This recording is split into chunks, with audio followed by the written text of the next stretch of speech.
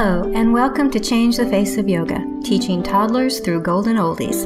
I'm very excited to be talking to lots of yoga teachers who will explain their passion for teaching yoga to students with different ages, physical fitness levels, wellness levels, and different goals. They will explain the benefits of yoga for these students and will be including teacher tips and pose modifications.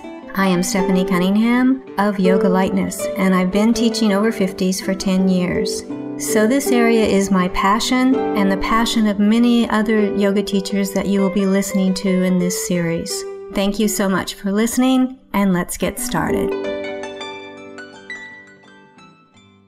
This is Stephanie Cunningham and Changing the Face of Yoga, and I have a great guest today.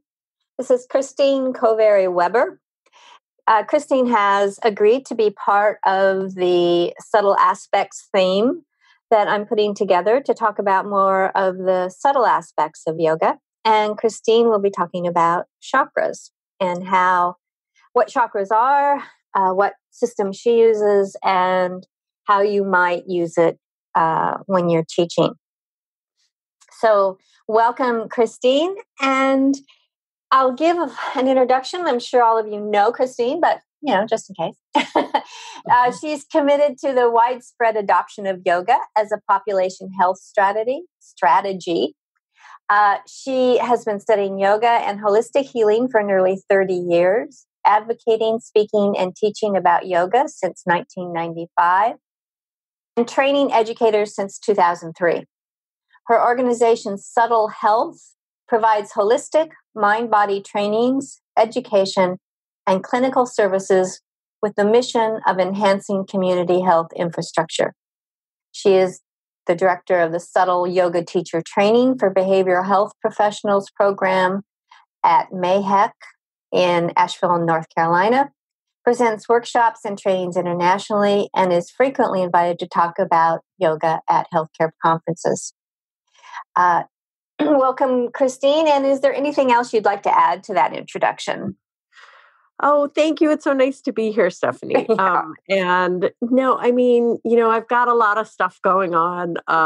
One of the things that I'm doing right now I call it the Subtle Yoga Revolution. And I'm really trying to help empower teachers who love teaching slow, mindful practices to feel really not like second-class citizens, because we don't necessarily want to do the hot, sweaty fitness stuff, but are more kind of committed to the internal practices. And what I see is that there's a lot of science behind the validity of these practices that has begun to emerge in the past 10 years or so.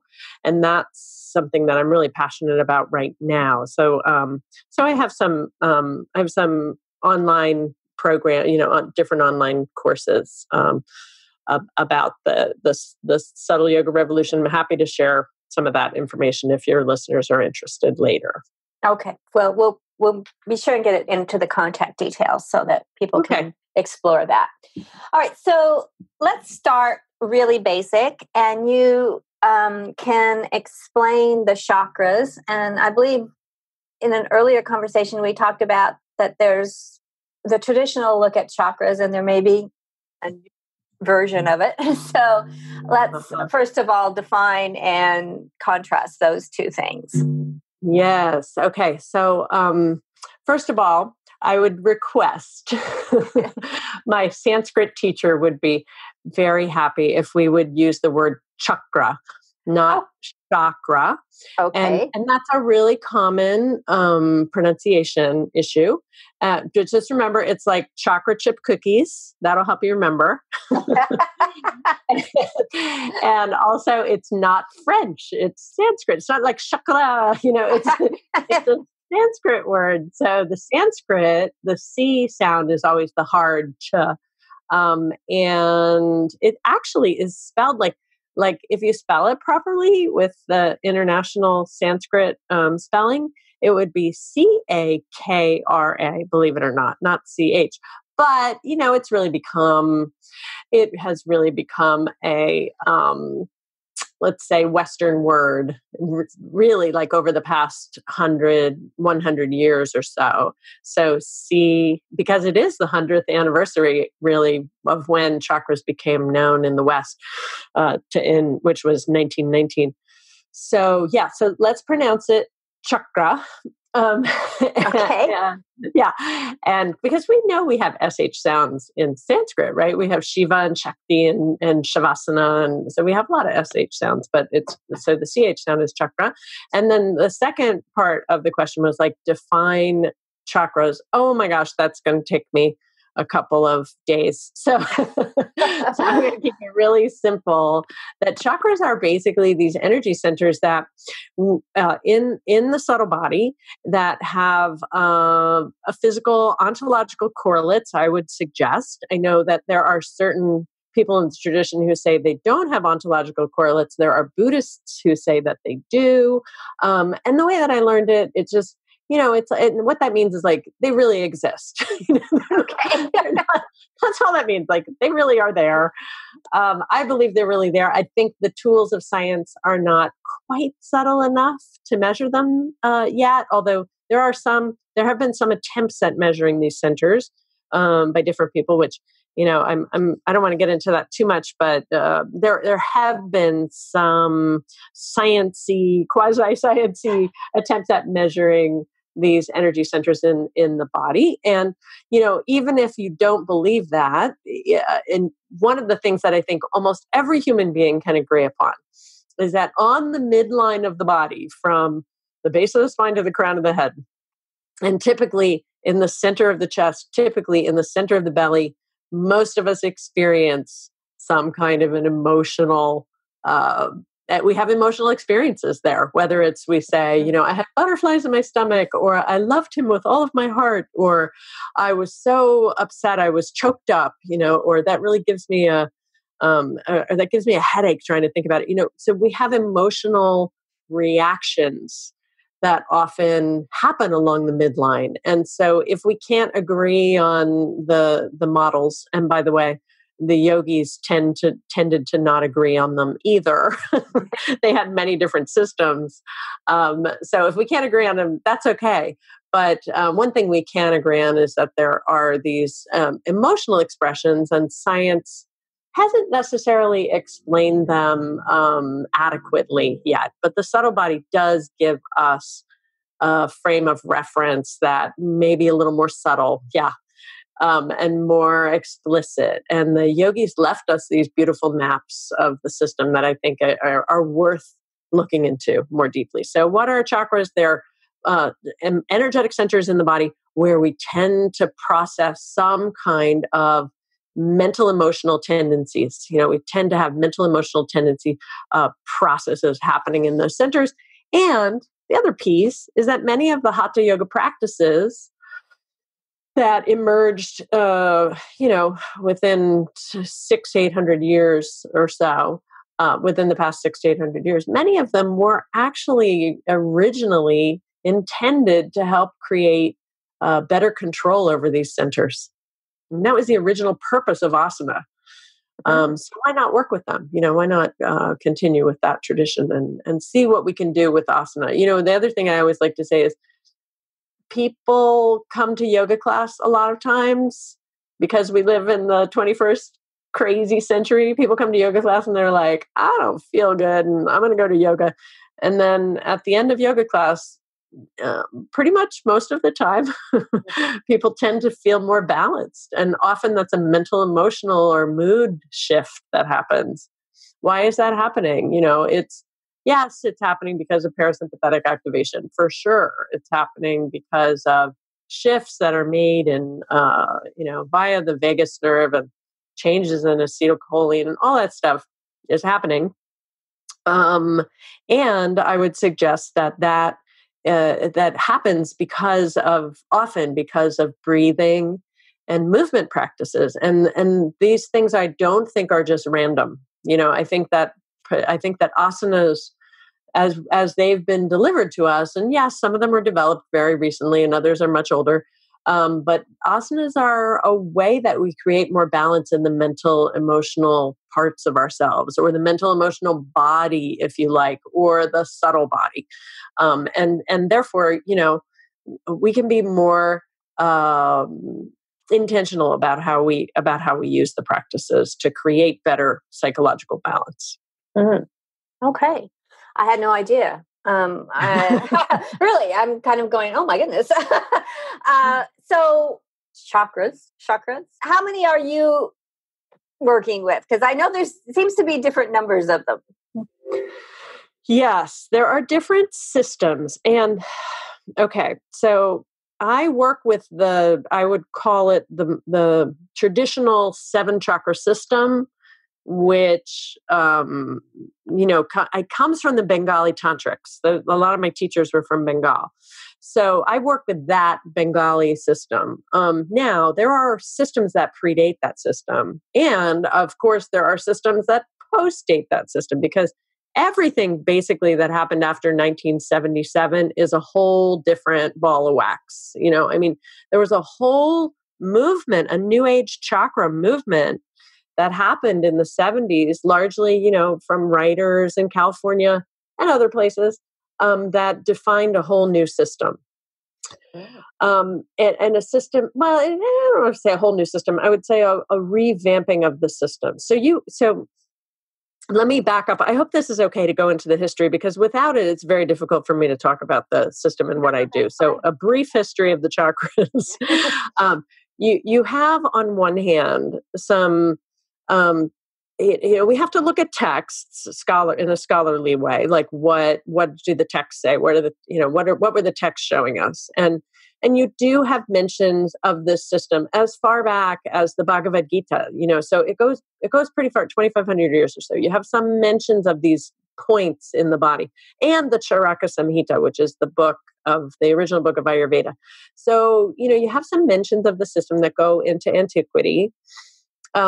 But then you really don't have the definition of the system as we know it today until a book that was written in 1544 called the Satchakra Nirupama. And that was, it was a Bengali text, right? So it's from these the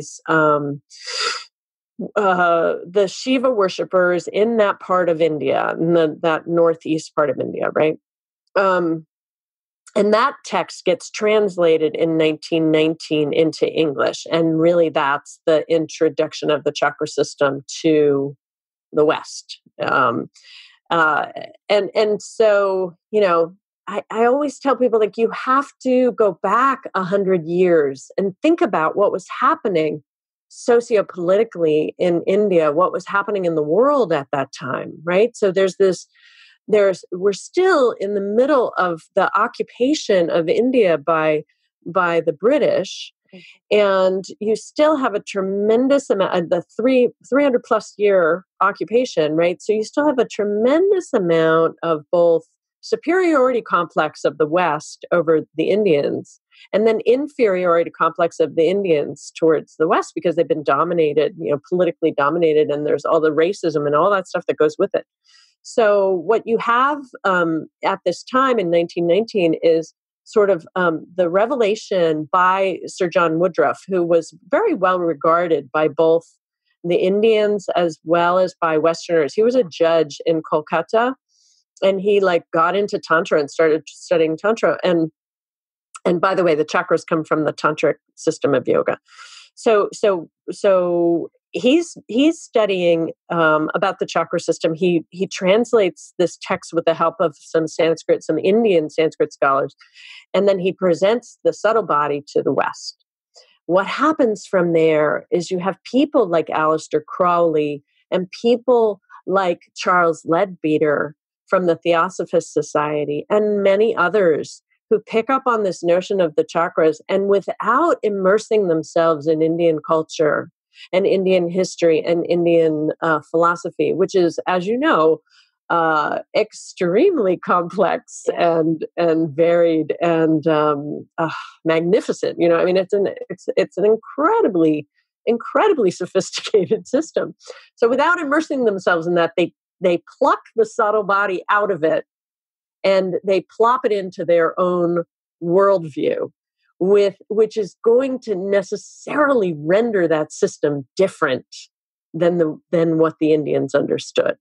And so Leadbeater comes out in 1927 with a book called The Chakras, and it remains to this day one of the most widely read and the most widely sold book of the Theosophical Society by far. So that book, The Chakras, is the first place where someone suggests, oh, you can see somebody else's chakras, you can manipulate somebody else's chakras. There's colors in the chakras, and anybody and Leadbeater says anybody with a modicum of intuitive capacity can see somebody else's chakras, So you get all this sort of New Age, proto-New Age stuff that really that's not what the Indians were talking about. So, and then when Sir John Woodruff writes his book, his second edition of his book, which was that first translation of the system, he says as much in that book. And he says, look, there are people that are talking about chakras, but that's not really what the Indians were talking about. So, you have the West with its biases against the East and its Orientalism and its racism, plucking this very sublime system out and saying, I can interpret it better than the Indians can. And from that, then we have to fast forward to the 70s and the Esalen Institute in California, where they start putting together all these charts about chakras and stuff. Again, a very little reference to the Indian system. It's still kind of carrying forth this Orientalism or this bias against the East. And then, and you get that in the 70s. And then the 80s is when all of the books come out, like Anna Dea Judith, The Wheels of Life, and Hiroshi Motoyama's book comes out. And just like books, if you go to Amazon, you will see hundreds of books about the chakras based on an amalgamated system that's primarily from New Age thinkers that really doesn't go deep. It doesn't have any scholarly deep or experiential deep look into the yoga system. Like Anna Dea Judith, bless her heart, she did a service by bringing chakras to the world, but she's not a yoga practitioner. And wasn't writing as a yoga practitioner. She was writing as sort of an intuitive person or, a New Age person. And that's the chakra system that we get taught frequently in yoga teacher trainings. You get these laminated charts, and that stuff comes from the Esalen Institute in California. It's not coming from the traditional system. I didn't know that. And that's a bit scary, isn't it? Because we're learning something different than what it's certainly not having the Indian tradition in it. So I think that bothers me. Yeah, Stephanie, I totally relate. And in my humble opinion, Carl Jung said it best. He said, we've done such a tremendous violence against the East. He was talking about the world wars. But, then you can also talk about colonialism, tremendous violence has been done against the East. And he said, we owe it to those cultures to look deeply into them and try to understand them. And I'm paraphrasing, but, I believe I'm so grateful for this tradition that has helped me so much personally and that I've dedicated my life to and that I teach about. And, it's my life. And I feel like it's a tremendous affront to not go deep into these topics. It's an affront to the system, and it's a manifestation of that colonialist mentality and basically a racist mentality to not look into it and to really see the deeper value beyond the color-coded charts. I remember walking into Barnes and Noble, or a bookstore, here it was like 20 years ago. I walked in, I was like really getting into chakras, and I walked into Barnes and Noble and I saw this little kit on the table and it said chakra balancing kit, $12.99 on sale, and I've been studying the chakras and I was like, really? So I could just get like a color card thing to meditate on and a little essential oil and a gemstone and I'm going to balance my chakras, that's a really good deal for $12.99, considering that, from what I understood, it's really hard to balance your chakras. It's pretty much a life's journey to do this, Wow. So I think we have taken it too lightly. And I think there's a lot more to it. And the other piece is that a lot of people won't listen to this podcast. And the reason they won't is because they're going to see the word chakra and go, oh yeah, that's that fluffy garbage. Okay. That's a good point. Yeah. It's about the title. That fluffy garbage, they're going to be like, oh yeah, whatever. There's no science behind it. It's not real. It's just, essential oils and some kind of a gemstone thing, or, I swear, a rainbow, that whole thing. The rainbow, by the way, that is not traditional. That just comes from the human tendency to want to see things in 7 and put them all together. There's no reality in the rainbow according to the Indian system. Maybe some New Age intuitive people have seen rainbows with the chakras. I don't know, but I'm a yoga teacher and I wanted to know what the yoga tradition said about the chakras, and that's where I operate from, and that's what I teach from. Okay, right. Basically, it's been trivialized. I think so.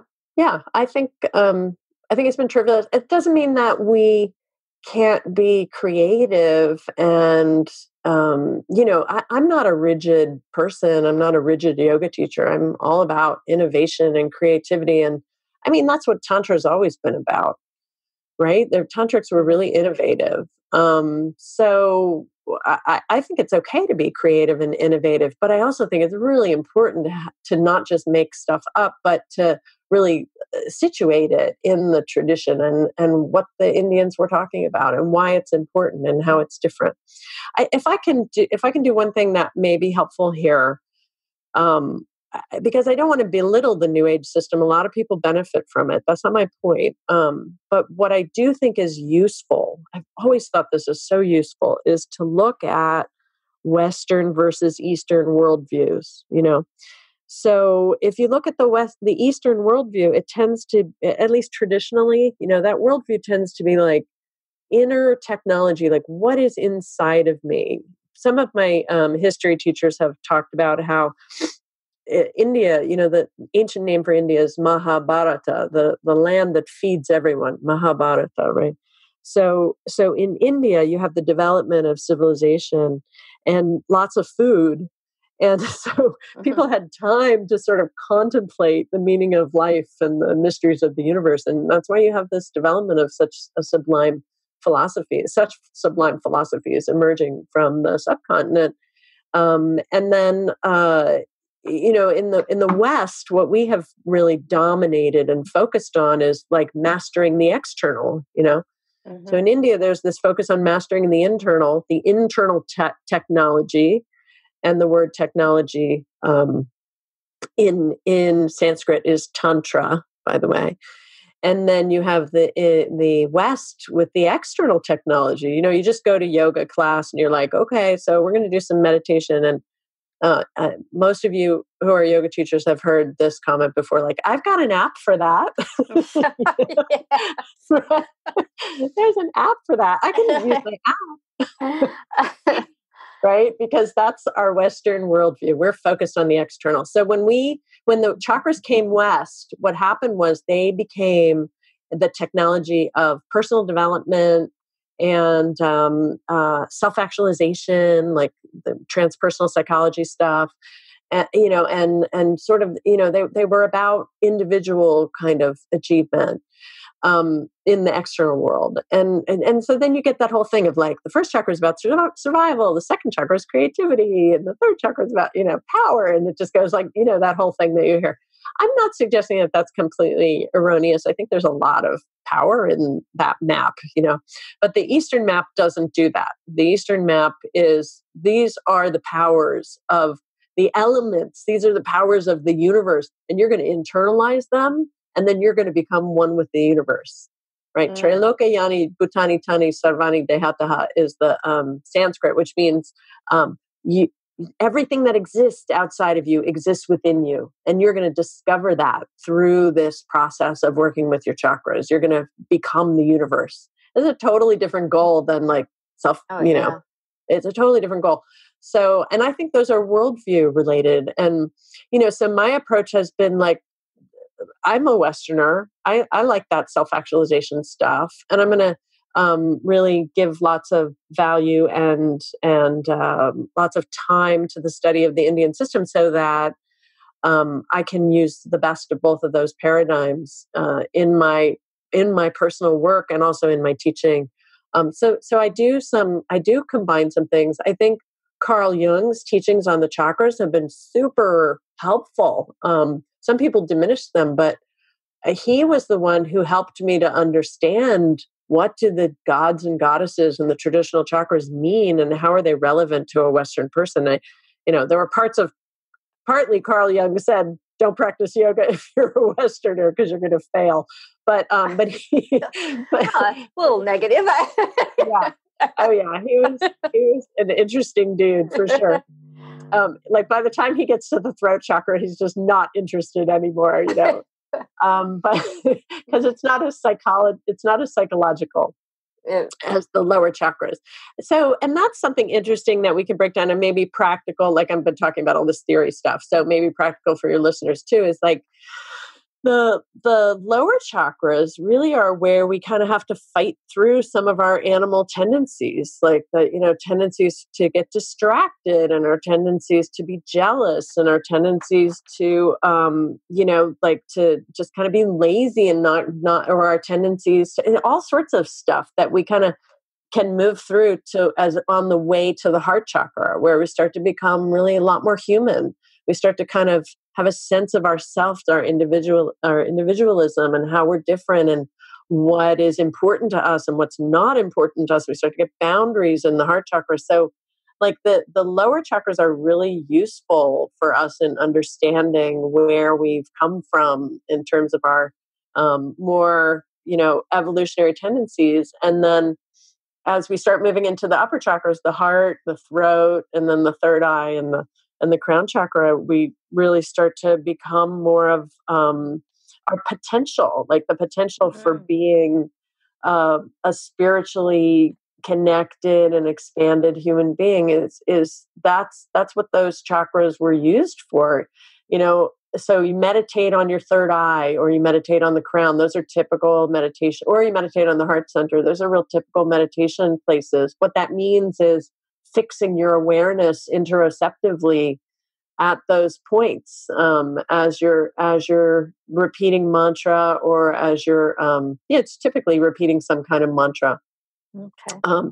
Those are traditional practices that can be very valuable to modern people. I had some clients going through really difficult surgery, heart surgery, a few weeks ago, and asked me for a meditation, and I said, and they were Christian. I said, so meditate on Jesus with his, how he does that mudra where he holds two fingers up and his and then he opens his heart, the sacred heart.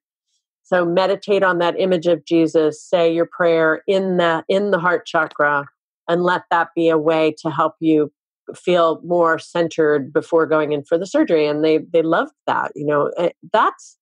That kind of creativity with the practices, I think is super useful for people, particularly if you're basing them on these traditional tantra practices, and I wasn't just pulling that out of thin air. I'm basing it on what I've learned from my teachers that can be really useful. And that's a way to create balance in the heart chakra. That's a way to really harness the power of the heart chakra, Let's talk a bit about, now you've got me very nervous, chakras, and the individual ones that you're using.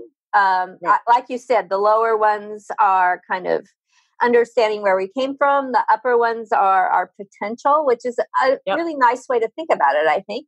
And so how have you developed what you either train other teachers in, or that you teach in your classes? Yeah. How have I developed it? Well, how have you taken, which is obviously, as you've said, a very Eastern tradition that is not fitting well on top of the Western tradition in our minds, because we don't quite think that way. And how do you use it so that it becomes very, you obviously, like the example that you just gave about the heart chakra, you've obviously worked it around so that it can fit into both systems. Right. And also what I would suggest is that Tantra, these tantric practices, I think it's fair to say that these tantric practices have always been adapted to the belief system, right? So you have Tantra that's showing up in Buddhism a couple thousand years ago, and Tantra that comes in the form of, that's a form of Shaivism. It started really with Shaivism, I would suggest, but history scholars may have some different opinions about that. But I mean, and then Tantra, by the way, gets adapted through the trade routes into alchemy. I mean, what do you think Harry Potter is? That's Tantra. That's external, exoteric Tantra. So, making things happen in the external world, exoteric Tantra, alchemy, that stuff came through the trade routes. That's why you see so much similarities. Hermione Granger with her wand saying, Wingardium Leviosa, that's a mantra in Latin, but it's a mantra. The stick, excuse me, the stick is, the yogis called it the danda, and gurus often had a stick and they would do stuff with it. Excuse me, I have to cough. Okay. So that stuff is deep, and it was coming through the trade routes probably before the Middle Ages. It goes out into Persia, becomes Persian alchemy. It goes into China, becomes Chinese alchemy. You see roots of it in African shamanism. Perhaps African shamanism is proto Tantra. It becomes the Tantra in the South India. So, this stuff is not stuff that is exclusive to India. In fact, I would suggest that it's simply the Indians who really got into it and refined it, but we find it in all cultures. Okay. I do think it's these practices are largely universal. Okay. And so when I'm working with a client one-on-one, which is a lot easier, to help develop the chakra practices, I will be using mantras, and the mantras often are not just Indian, or Sanskrit mantras. They may be something that's more appropriate for somebody's belief system. And then I'm going to use asana, because asana, we have there's two, you could say there's two or perhaps three main places. Well, I would say four, I guess, places that we get into with asanas, right? So we get into the lower abdomen with forward bends. We get into the abdomen. And so the second chakra with forward bends. And then the third chakra, which, by the way, the position is traditionally at the navel, not the solar plexus. A lot of people peg it as solar plexus, which is the new age thing. And I don't think it's not the solar plexus. It's just that the root of it is typically the navel. So we get forward bends, we get twists that get into those chakras, and then we get the back bend, and that also will work those chakras, but also really get into the heart center. And then we get like inversions, like shoulder stand, where we get some activation in the throat center. And I do think that there is something happening regionally. Like when you do an asana, there's something like, let's just say cobra. There's something happening at the location of the chakra, but there's also things that are happening globally in the autonomic nervous system that have to do with parasympathetic activation, that have to do with vagal tone, that have to do with the release of neurochemicals. All sorts of things are going on that I think we're just beginning to understand. So there are things that happen at the location, and there's also things that happen in the whole body that create a greater neuroendocrine, neuroimmune response to the practice. And there's a body of research that's emerging that's validating that. Now, I'm not saying there's a body of research emerging validating the existence of the subtle body. That is still really nascent. And there's a couple of studies, but that stuff is still, we still don't really have subtle enough tools, I don't think, to measure the subtle body. But I think when we do have those tools, I think we'll start to see a 7 brain model emerge, that there are 7 sub-brains. They're talking about the gut brain now, and they're talking about the heart brain, but I think there probably will come up with something 5, 6, 7 areas that are remarkably similar to the subtle body. So I like to use asanas. I do use focus on the area. I also want to say one thing for your listeners, because I think it's great to be creative and spend time in this, but don't get hung up on feelings of like, I have a second chakra imbalance, so I'm just going to focus all my time and energy on my second chakra and do poses for the second chakra. The yogis didn't prescribe that necessarily. I think it's great to spend time there, particularly if you've had sexual trauma or C-section or something where you're feeling cut off from that area. I think it's great to spend interoceptive time there and build the maps in your brain by spending time there. However, what the yogis would say is never neglect don't doubt the healing potential, the healing possibilities of the heart chakra. That bringing your awareness to that center after whatever other work you're doing is a really simple and powerful way to bring a sense of peace to the nervous system and a sense of completion to whatever work you're doing. So I like to bring attention back to the heart. Not everybody practices like that. That's one of the things that I find tends to be really helpful. And, most of my students are women. And I think that, I don't want to make any kind of generalizations, but there sometimes is this stereotype of the ascetic yogi male focusing on the third eye. And third eye is powerful stuff for sure, but it's not the whole of who we are as human beings. And I think coming back to the heart really can provide a very powerful healing center focus for many people, not just women, but for many people. Okay. So then you would do probably asanas for all 7 chakras and then bring it back to the heart. Is that what you're saying? Well, it kind of depends on what you're working on. I mean, plenty of times I do classes that are like, okay, we're just going to get into the third chakra today. And we'll do, because so many asanas are really great for your third chakra. And the third chakra is the place where so many of us have problems, digestive problems, but also the problems that the yogis outline. The yogis actually gave a whole map of the system. They gave, it's called, the word is that the tantrics used is vritti. The yogis gave a map of the subtle body, and in that map, what they did was they showed where different mental emotional tendencies reside in the body. Now, I think that's a fascinating. I think it's a fascinating thing to look at. That somehow through these deep interoceptive practices, where they were spending hours and hours and weeks and months focusing on these centers of the body for meditation. Mm-hmm. That they came up with this. They came up with a map essentially that said there are different emotions that are located in different parts of the system. You'll find this map in some of the Upanishads. It's sort of a later addition to the system. But so the third chakra, some of the tendencies in the third chakra are challenging. For example, shame is in the third chakra, and jealousy, and there's depression. There's actually 2 different depressions. One's in the heart chakra, one's in the third chakra.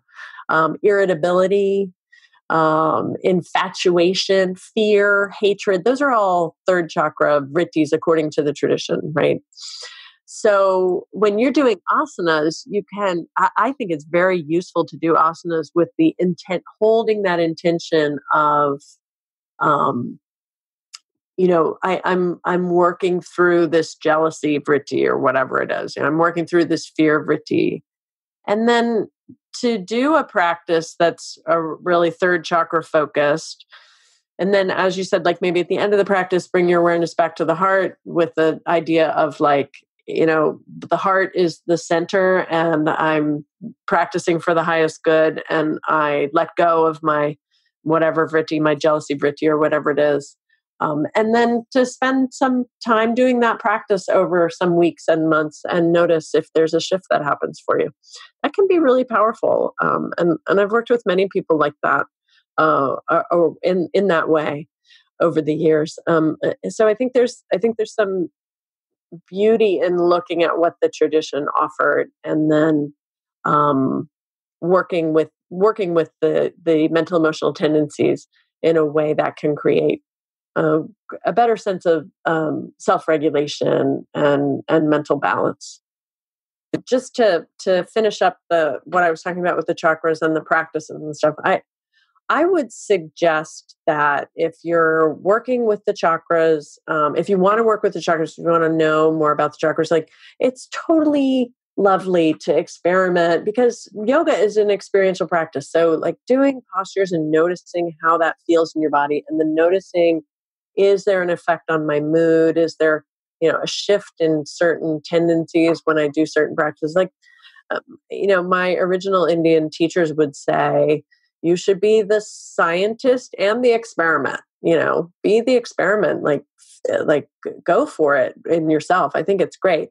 And I also think it's great to read and learn more about the traditional system. And as Carl Jung said, it's respect for the culture that's quite different than Western culture, that the culture that this information comes from, and making the attempt to understand a little more deeply. So there are some books. A book that came out recently. Let me see if I can find the name of it. It's called The Rainbow Body, and it's a history of the Western chakra system. And the name of the author, I believe, is Kurt Leland. That's a really interesting read to kind of see the difference between the Western and the Eastern system. So I recommend that. And then I do have some online chakra courses where I talk more about the system from this Indian perspective, and then some of the work of Carl Jung and other psychologists that I think have been helpful. And I also have practices that go with them. So those are on Yoga U. Okay, so thank you so much for having me. It's been really nice to be here. Thank you, Christine. That was a really interesting and cohesive description of what chakras are and how you use them. Thank you so much for coming on the podcast. I really appreciate your expertise and time. So it was great to hear from you.